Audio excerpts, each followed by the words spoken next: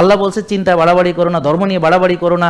আমার কথা বুঝতে পারছেন? ভালো কাজে বাড়াবাড়ি করো না, মন্দ কাজে বাড়াবাড়ি করো না, মাঝামাঝি চলো, মাঝামাঝি। আর আমরা কোনোভাবে মাঝামাঝি থাকতে পারি না।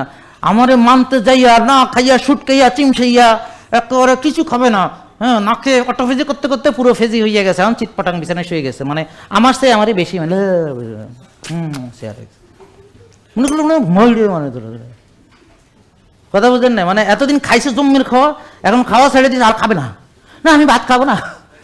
আরে আপনার হুমায়ের এখন 0.9, এই ভাত খাবেন না কি জন্য? হ্যাঁ, না আমি খাবো না, হ্যাঁ খাইতে বলছে, এখন যদি না খায় এবার মানে এরকম আসছে, বুঝছো? না না আমি ভাত নাকি অনেক ভালো আছে, আর খাবো না খাবো না, এটা কেমন কথা? মানে এরকম বাড়াবাড়ি একদল লোক আছে, মানে যখন মানবে না, না মানায় যেমন বাড়াবাড়ি, মন পরে আবার সেইটার মধ্যে বাড়াবাড়ি, বুঝতে পারেন? যখন নামাজ পড়তো না হে একটা আসিল, এখন